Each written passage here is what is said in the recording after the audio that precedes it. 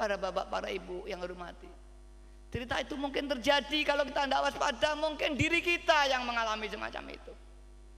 Mari kita pumpung di dunia. Ibu murid Mbah Yai Ma'ruf itu Kiai Musyafa. Kita muridnya Mbah Yai Qaddasullah Sirroh. Apalagi anak-anak Kedunglo yang langsung mondok di Kedunglo ini. Mari ini betul-betul kita perhatikan, jangan nanti lengah, tahu-tahu kita menyesal di kemudian hari. Para bapak, para ibu yang hormati, perjuangan Waidiyah bukan hanya dari segi batinnya. Batinnya ada kepemimpinan batinnya, banyak diterapkan Mbah Yai. Mbah Yai kalau mimpin seolah-olah diam, tidak pernah dawuh, tapi semua bergerak. Apa yang dikehendaki Mbah Yai semua bergerak. Situasi kondusif sesuai dengan harapan. Saya pelajari mengapa Mbah Yai demikian.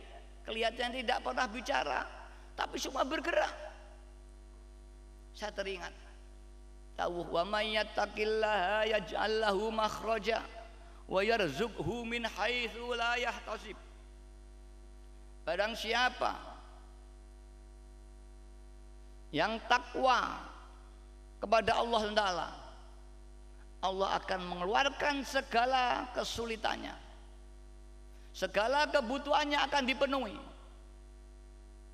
dan dia diberi rezeki min haitsu la yahtasib. Diterangkan di sana di hikam, jika manusia ini betul-betul sudah menjadi hamba Allah, Abdullah hakiki, maka makhluk semua akan mengabdi kepada orang itu. Apa hajatmu akan ikut. Maka kalau kita kaji, apapun yang dikehendaki akan kondusif. Orang tidak bisa membaca, seolah-olah situasi kondusif. Bejo pengen ngalor, anginnya ngalor, kata orang nelayan. Pengen ngidul, anginnya ngidul. Ingin keluar nelayan, gelombang tidak ada, seolah-olah kepasi. Pada itu Allah memerintahkan makhluk-makhluknya Allah untuk khidmah kepada orang yang dikehendaki tadi. Yang dikehendaki senantiasa kondusif, koyok dilalah. Begitulah Mbah Yai. Bahkan para awan Mbah Yai itu semua seperti digerakkan keinginannya mereka sesuai dengan keinginan Mbah Yai. Itulah yang saya sebut manajemen spiritual batiniah. Menggerakkan orang melalui batiniah. Memerintah, melarang, memberi rifat, punishment dari batiniah semua. Ini yang banyak terjadi. Maka orang mengapa Mbah Yai maju diam, tapi semua bergerak sesuai dengan skenario. Kalau manajemen lahir, ya banyak sekolah ekonomi jurusan manajemen banyak, jurusan akuntansi ada, jurusan ini ada. Kalau batiniah yang secara konkret jarang. Kalau hanya batiniah begini pari ijabah, begini hasil, itu insya Allah banyak doa-doa. Tapi secara konkret menggerakkan suatu lembaga, satu perjuangan tanpa wasitoh lahir, hanya diam aja, hanya bisa baru lihat Mbah Yai. Mungkin bapak-bapak yang mendengarkan, yang pernah mengalami. Ini saya kaji.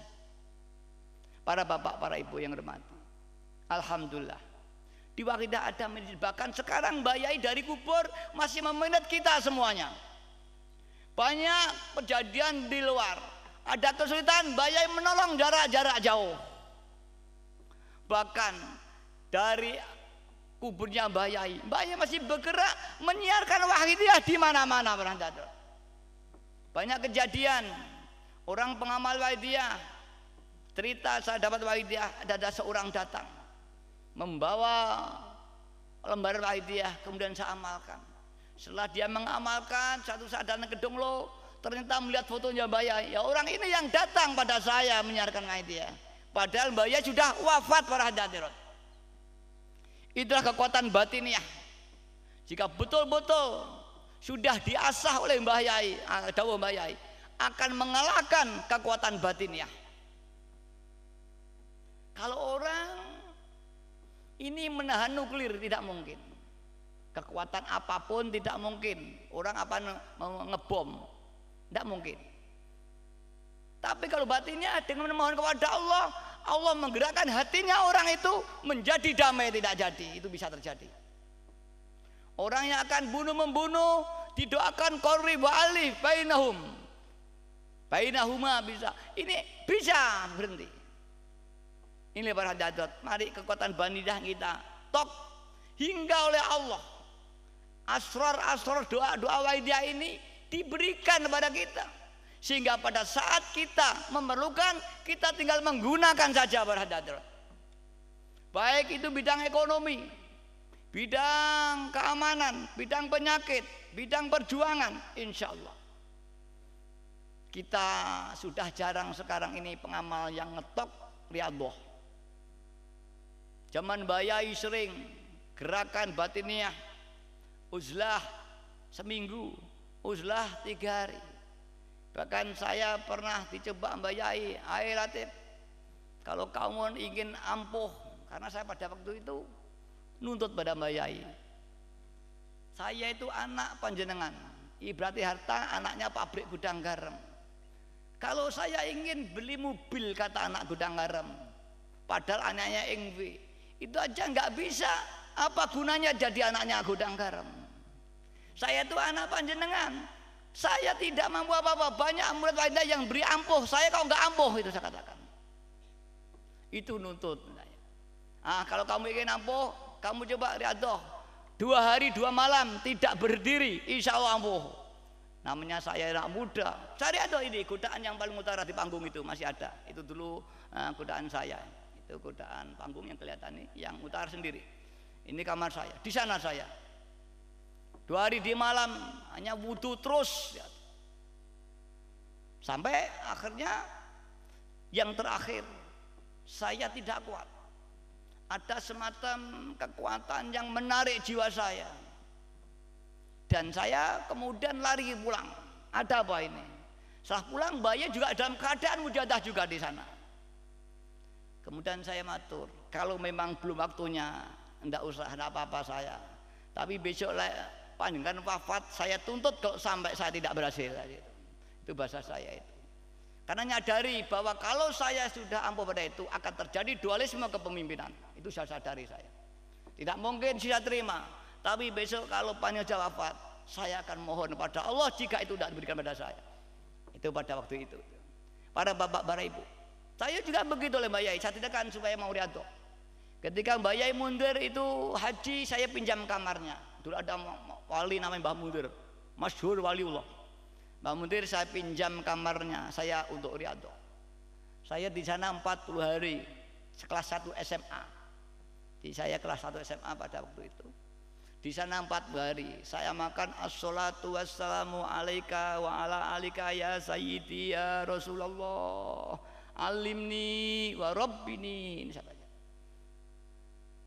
Mudah-mudahan sholat dan salam diberikan kamu dan keluargamu, dan alimni, didiklah saya, ulanglah saya, warobini, dan bimbinglah saya.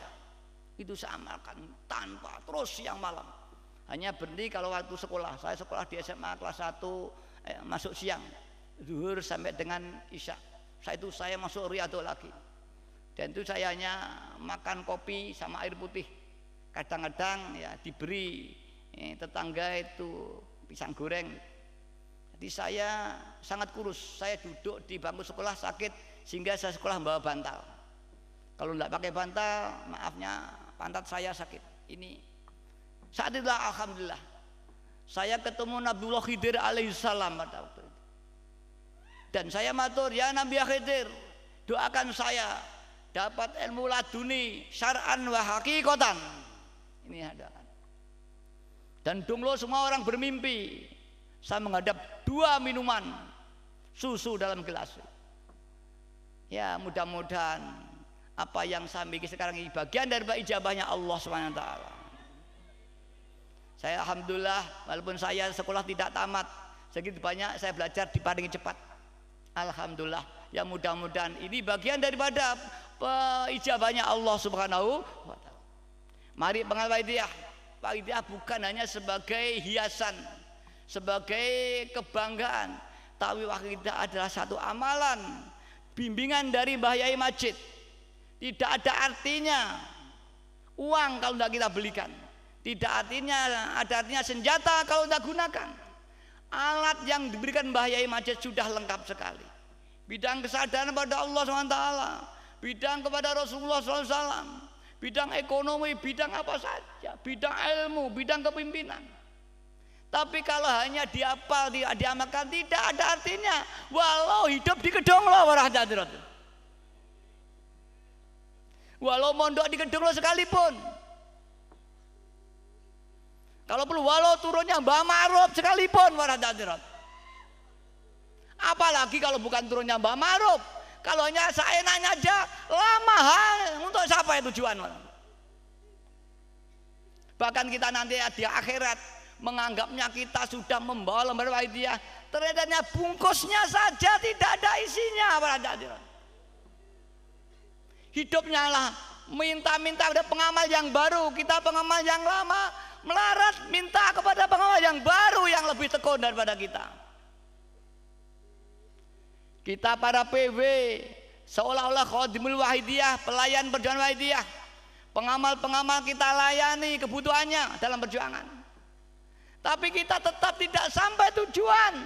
Mereka sampai pada Allah, kita jauh dari Allah Subhanahu wa taala. Mari para PW daerah-daerah, Ina Cancut Taliwondo Batiniyah kita. Banyak dari PW daerah lapor pada saya, "Tuh Romo, jamaahnya ini sudah agak kendor. Romo, daerah saya ini pengamalnya kendor di jamaahnya. Ini banyak." Nah, inilah tidak cukup banyak dipimpin dengan manajemen lahiriah, tidak cukup. Kamu riyadhah, ibarat orang tua rumah tangga punya rumah tangga yang tanggung jawab pada anak-anaknya. Besok makan apa, pakaiannya apa, sekolah di mana, itu tanggung jawabnya. Semua pramu, semua PW dengan wilayah masing-masing. Pengawal daerahnya itu besok makan atau tidak, sekolah atau tidak, sakit atau tidak, harus bertanggung jawab. Ini tidak datang di usbuyah ada apa sakit, apa ekonominya hancur, kita doakan supaya diangkat ekonominya. Sakit kita doakan supaya disembuh. Kalau dia lupa, lari, dicari, didoakan daripada disaut iblis nanti warahmatullahi. Maka biasanya saya suruh dah baca aja ya Rabbana. Itu ya Rabbana Allahumma sholli salimi ala Muhammadin syafi'il umami wal ali waj'alil anama musri'in bil wahidiyati rabbil amin. Jadikanlah umat masyarakat itu sadar berwahidiyah kepada Allah dengan cepat. Qarrib ali bainana rabbana, dan satulah, jadikan satu hati kami, saling kasih sayang di antara kita sesama pengamal. Maka harusnya setiap imam jamaah, setiap khadimul wahidiyah harus mengamalkan ini untuk dirinya, keluarganya, dan untuk wilayah daerah tanggung jawabnya ini. Bahkan daerahnya harus kita tebar dengan doa ini, sehingga udara yang dihirup masyarakat bernuansa sadar kepada Allah Subhanahu wa taala. Kekuatan batinnya ini kalau sudah kita tebar, ini radioaktif ini akan bernuansa sadar pada Allah. Maka hawanya itu cenderung mengarah kepada kebaikan. Tapi kalau daerah ini masih belum sadar pada Allah, orang masuk daerah ini hawanya jauh dari Allah. Ini tergantung tokoh-tokoh yang ada di sana. Tokoh hidup, apalagi tokoh mati. Orang Jawa menganggap danyang. Danyang yaitu tokoh-tokoh sesepuh yang ada. Maka ada daerah itu yang hawanya berbuat baik, ada yang daerahnya itu berbuat tidak baik. Itu biar ketokohannya. Itu harus didatangi, diminta izin. Kita mohon ridhonya bahwa penduduk di sini anak cucunya kita ajak sadar kepada Allah Subhanahu wa taala. Mereka pun hidup sebagaimana kita. Para hadirat yang kami hormati, ini bukti termasuk Mbah Ma'ruf, para orang mati bisa memberikan saran dan pertolongan. Walau ini tidak termasuk amal. Kalau ingqota'u amaluhu, tidak punya amal yang nilai ibadah yang akan menambah nilai pahala besok diambil akhirat. Tapi dia dengan kearifan bijaksananya mampu memberi saran, mendoakan kepada yang mati. Terbukti Mbah Ma'ruf sendiri haji ditolong oleh Mbah Kiai Abu Samsudin Batu Ampar. Begitulah Nabiullah Muhammad sallallahu alaihi wasallam ketika Mi'raj juga ditolong oleh Nabiullah Musa. Ditanya oleh Musa, "Ya Muhammad, apa yang diperintahkan Allah?"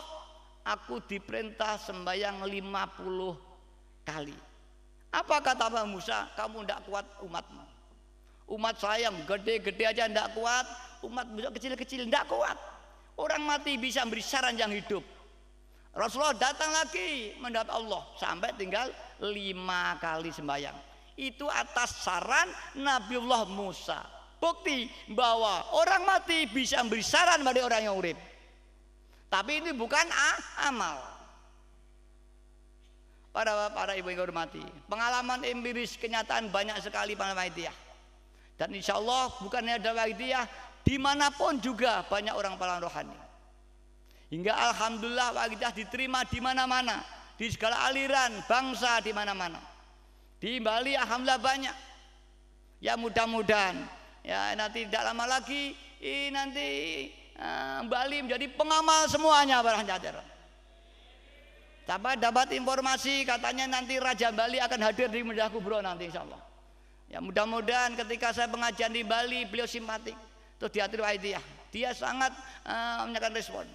Dan katanya kalau jadi dalam kubro ini akan hadir Raja Bali, Raja Pamecutan. Ya mudah-mudahan nanti dengan adanya beliau simpatik wal tidak membuka peluang bagi seluruh orang Bali untuk ikut menjadi pengamal sholawatul Wahidiyah. Dan semua biasanya mulai pengalaman rohani. Karena di sana kita sampaikan dalam bentuk mantra sakti. Para bapak, para ibu yang kami hormati, sesuai dengan dari Mbah Ma'ruf, Kedung ada doa, pusatnya doa ini. Doa apa saja ada. Mari kita tinggal mau ngetok atau tidak. Kalau orang tidak ada kesulitan itu salahnya sendiri. Kalau ada ayam mati bertengger di atas lumbung mati itu salahnya ayam. Bayai dengan mujahadah pertanian, mujahadah keuangan, mujahadah apa saja sudah. Kemudian kalau kita ada kesulitan berarti kita yang tidak sungguh-sungguh mengamalkan dakwah bayai nanti.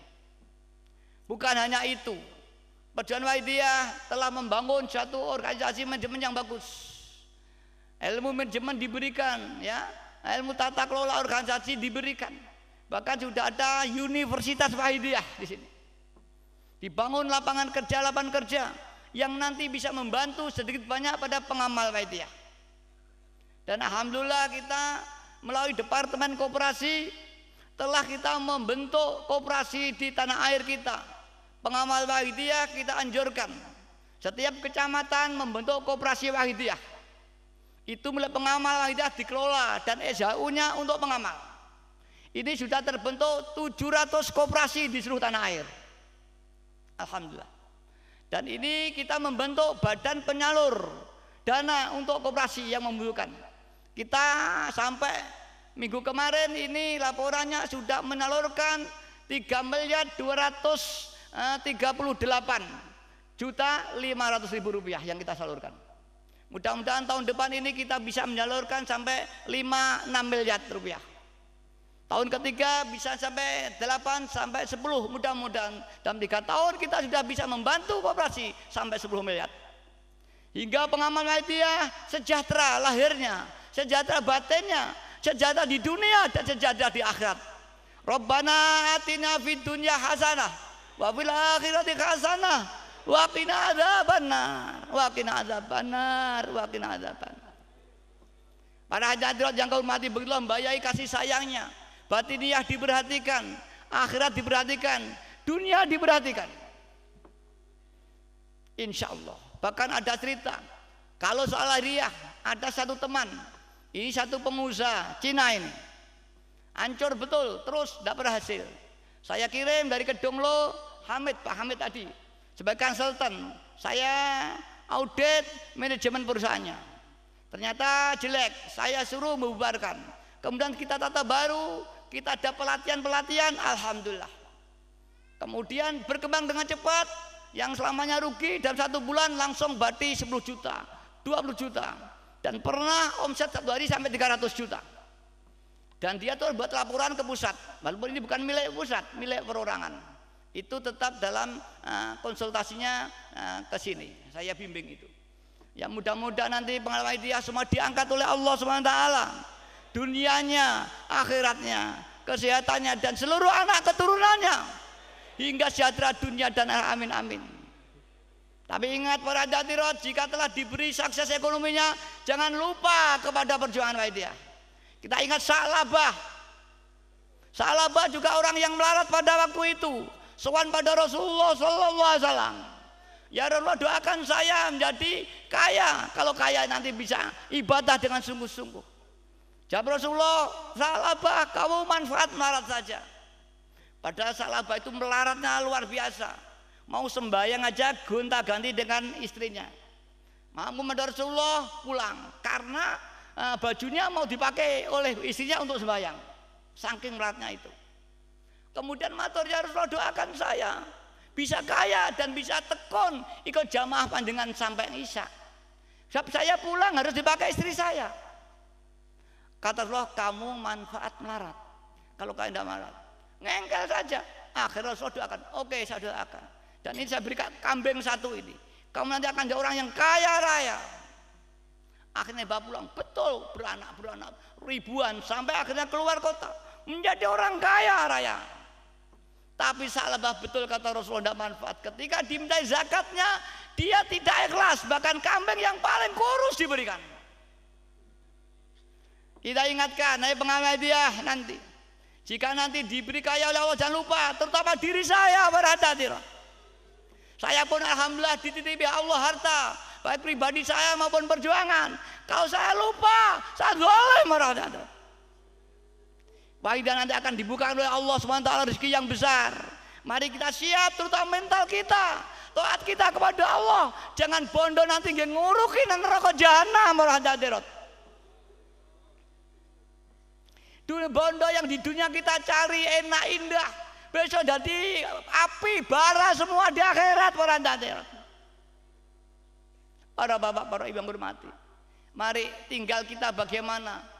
Apa yang diberikan Mbah Yai ini kalau kita terima dengan baik akan berhasil menjadi manfaat barokah.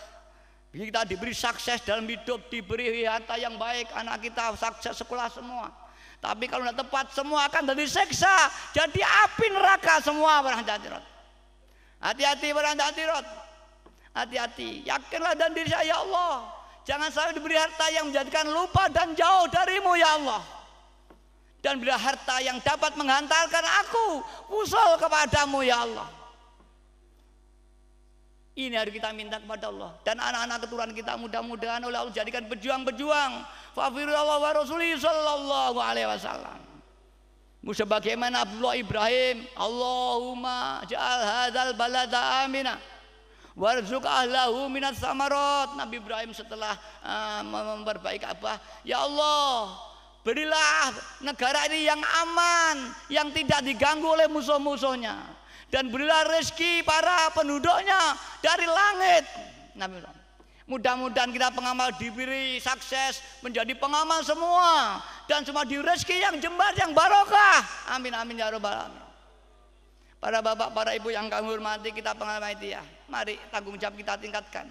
Bagaimana daerah kita ibarat satu PW, satu provinsi. Berapa kabupaten yang sudah ada, kemudian berapa yang belum, harus ada pemetaan para hadirat. Selahiriah dibicarakan dengan departemen yang lain, dibicarakan bagaimana kita menyiarkan ke sana. Dari batiniah bermujahadah, kita bayangkan wilayah di muka kita, daerah mana yang belum, kita pancarkan hati kita. Ini daerah yang belum ada pengamal, pancarkan ke sana dalam hati kita. Terus disamarkan, nanti berapa hari muncul atau tidak, ini bisa jadi percobaan. Oh, daerah ini belum ada pengamal, kita doakan. Ini saya juga begitu, saya sering wilayah kota Solo kok sulit sekali. Kemudian saya prihatin, ya mudah-mudahan dengan Solo ini saya ajukan, alhamdulillah mulai ada beberapa orang itu mengamalkan. Alhamdulillah para hadirat ini sudah mulai berkembang. Kita doa itu daerah mana? Begitulah kabupaten juga itu, ada berapa kecamatan. Misalkan Kediri ada 20-30 kecamatan, yang sudah ada pengamalnya berapa? Bagaimana kita menyiarkan ke sana, dibicarakan satu kabupaten. Kita minta informasi siapa yang punya keluarga, bagaimana dari itu supaya ada pengamal. Itu ada pemetaan semacam itu, bukan hanya melayani diem aja. Kalau nggak ada, nggak menyiarkan. Begitu tingkat kecamatan. Satu kecamatan ini berapa desa? Itu supaya dibicarakan dalam satu musyawarah kecamatan. Oh, kecamatan saya ada 15 desa. Sudah ada berapa pengamalnya? Sudah ada 5, berarti kurang 10. Bagaimana 10 ada pengamalnya? Kita edit lagi. Ini dari 10 itu yang paling mungkin yang mana? Oh, yang ini diwakilkan. Kemudian terus yang lain, digerakkan semua potensi yang ada. Inilah manajemen. Karena itulah para PW daerah yang belum begini, supaya seberang ini mengambil langkah-langkah konkret. Musyawarah dengan tingkat masing-masing. Begitu tingkat desa. Satu desa berapa RT? Nah, ada misalkan 17 RT atau 20 RT. Yang sudah ada pengamal berapa? Yang sudah ada pengamal baru 2 RT. Bagaimana yang lain sudah ada pengamalnya? Itu semuanya. Kita berusaha mendatangi saudara kita, teman kita. Di samping batiniah ini, betul, riyadhoi betul. Batiniah itu atau doa itu, kalau sudah diriyadhoi oleh Allah, sudah dibuka asrornya, diwaca pisan aja hasil. Nah, mengkal inilah soal bab rezeki misalkan, diriyadhoi mati-matian sampai ijabah. Nanti kalau sudah ijabah, sama doa gampang. Atau ada orang yang datang minta tolong, sama doakan dia ijabah. Maka harus diungkal doa itu, harus diriyadhoi. Dan ini kalau kita kendor, dia turun lagi. Maka seorang spiritual hidupnya riyadhah terus. Lihat aja dukun-dukun, malam tidak pernah tidur. Pasti itu. Jarang dukun ini malam tidur, jarang mandi nanti. Semua itu. Di samping dia hari tertentu ngetop. Hari biasa enggak tidur, sering enggak makan. Kalau dukun kalau main makan aja ora mandi orangnya itu. Itu antara, maka umumnya pendeta itu awake kurus. Awak lemu berarti kurang kakek mangan itu. Itu maka keluarga Mbak Yai dulu makan sedikit, Mbak Yai itu makan subhanallah. Mbak Yai dulu kalau makan sedikit sekali. Ini Mbak Yai dulu. Nah, kita muridnya Mbak Yai, bagaimana kita riyadhahnya? Kalau tidak dari batinnya sulit sekali. Maka penyerahan di daerah kita mengapa sulit? Karena kita kurang batinnya. Ingat saya Mbak Yai pernah dawuh di podium juga. Kekuatan yang diberikan Allah kepada manusia itu dua. Ada kekuatan batiniah, ada kekuatan lahiriah.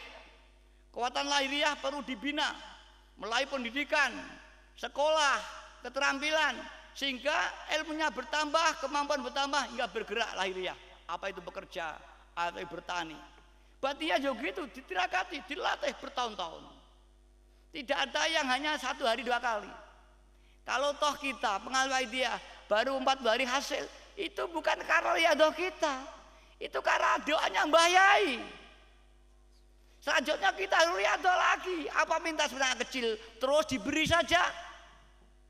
Adik-adiknya masih minta bantuan lagi. Ya kakaknya membantu memberi adiknya. Pengamal yang lama membantu memberi pengamal yang baru. Inilah filosofisnya. Karena itu mari sepulang kita jadilah zuhud, zahid, orang yang bertapa. Artinya mengurangi keinginan-keinginan, mengurangi hubungan lahiriah, semuanya untuk Allah Ta'ala. Syukur yang paling penting zuhud batiniah. Zuhud maknawi yaitu memutus jiwanya kepada makhluk, hanya kepada Allah SWT. Maka hakikat zuhdi, zuhud anid dunya. Jadi zuhud yang sungguhnya adalah zuhud memutus diri dengan dunia. Apakah tidak boleh kita punya dunia? Apakah kita tidak boleh kaya? Boleh kaya, boleh menikmati dunia, harta. Tapi hati kita putus, bukan diperbudak harta kita. Kita hanya pada Allah, bahkan harta kita gunakan untuk menuju fafiru ilallah wa rasulullah SAW. Bukan kita menghambakan diri pada harta. Harta jadi hamba kita untuk menghambakan diri kepada Allah Subhanahu wa ta'ala. Insya Allah kita bangun, insya Allah. Mari pengalaman dia sepulang ini kita tok batiniah kita. Maka sudah beberapa tahun setiap 1 suro saya anjurkan saja puasa sampai dengan tanggal 10 suro. Tapi saya belum sampai coba yang kuat uzlah. Berapa hari tidak keluar dari kamar, belum, umum saja. Ya mudah-mudahan nanti oleh Allah dibukakan. Ada di antara kita yang betul diangkat oleh Allah Subhanahu wa ta'ala. Dipilih oleh Allah. Inilah kekasih saya yang saya pilih untuk mewakili saya di dunia nanti. Para bapak, para ibu yang kami hormati, mari para hadirat sekarang kita talk batiniah kita. Kita sudah malam hari ini, apa yang kami sampaikan sudah cukup luas. Mari kita terapkan. Anak-anak kita kenalkan perjuangan batiniah. Jangan sampai batiniah. Batiniah sangat